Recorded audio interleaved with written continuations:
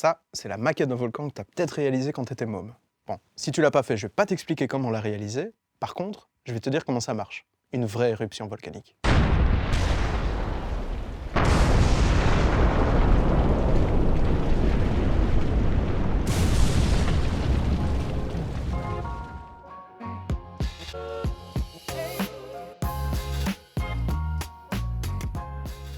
C'est le magma dans la terre qui se réveille. Aucune idée.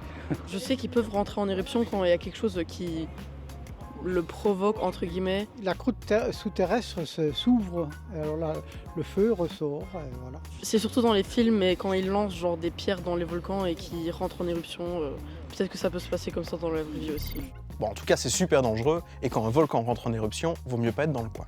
Alors, comment ça se passe? Tout démarre en dessous de la Terre. Dans le sous-sol, il y a des mouvements à cause du mouvement du noyau au centre de la Terre. Et puis ces mouvements peuvent entraîner les plaques tectoniques avec eux, et elles peuvent s'éloigner les unes des autres, libérant ainsi du magma qui nous vient du centre de la Terre et qui remonte vers la surface. Le magma est stocké dans ce qu'on appelle une chambre magmatique. C'est juste un endroit où il est stocké, accumulant de la pression avec du gaz, du magma et des cristaux. Lorsque la pression est trop importante, eh bien c'est comme un bouchon de champagne. Ça explose et le magma ressort, devient de la lave.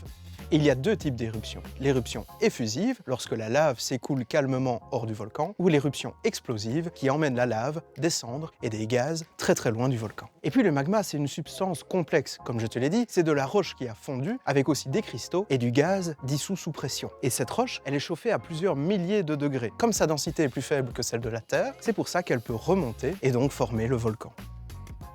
Et puis si tu te demandes aussi pourquoi des gens vivent tout près des volcans alors que c'est si dangereux, eh bien c'est parce que la Terre y est fertilisée par le volcanisme.